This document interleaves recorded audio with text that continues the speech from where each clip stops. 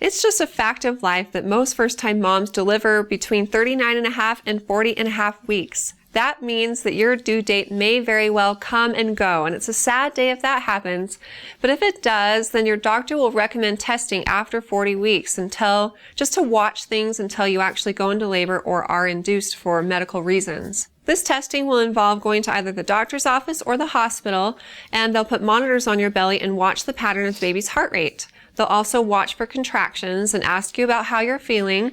And the best test that we have to see how well a baby's doing inside of a mother is to watch the pattern of the heart rate.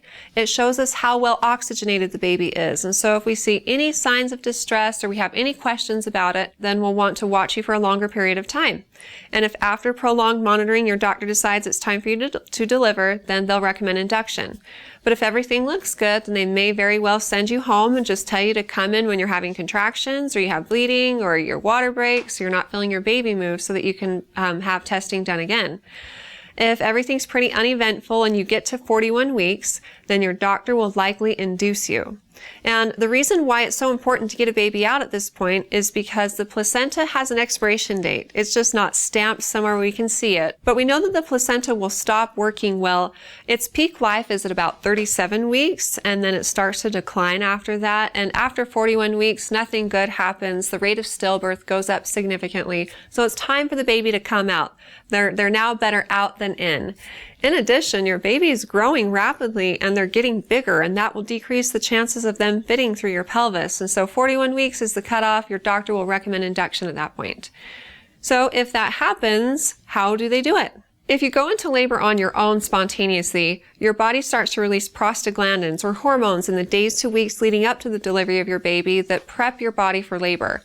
They ripen your cervix. That's the actual medical term we use. It softens your cervix, moves it forward, thins it out, and then your brain starts to release oxytocin at some point in time, and you begin to have regular and intense contractions. Your cervix will respond to regular and intense contractions when it's ripe by dilating or opening up so the baby can fit through and be born. But the whole problem with being 41 weeks is that most of that usually hasn't happened yet. So we need to mimic what your body would have done if you went into labor spontaneously and just cram it into a day or two.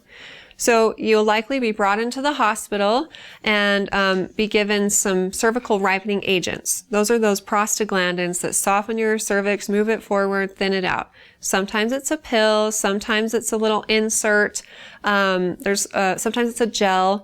Whatever it is, it will help ripen the cervix, and that usually takes a while. It can take 12 hours or more just to do the ripening. And then after that, we start Pitocin, which is the hormone that makes your uterus contract. And once your contractions are intense and regular, then your cervix will start to dilate. And the true definition of labor is cervical change from hour to hour. So again, expect if you're being induced, there will be a ripening time, and then there will be the labor time. So all in all, especially for first-time mothers, this can take 24 to 36 hours. So expect it to take a long time. And if it just ends up being faster than that, then you'll be pleasantly surprised. After you've already had a baby before, things are entirely different. So your second, third, fourth baby, your doctor may talk to you about an elective induction. This is just inducing you for fun between that 39th and 40th week. We bring you to the hospital, we start Pitocin, and you have a baby on average about 7 to 8 hours later. It works really well and there's nothing wrong with it. It doesn't increase your chances of C-section when it's done under the right circumstances. And so again, your doctor will screen you and decide if it's a good plan for you. Most women love it because it's an ultimate due date and dad can get work off and you can get a babysitter for your other kids, and you know you won't have to go past that point. You won't have to go to 40 weeks or 41 weeks. If you have any questions about how this information applies to you, talk with your OB provider, and based on their knowledge of your circumstances, they'll be able to give you tailored advice.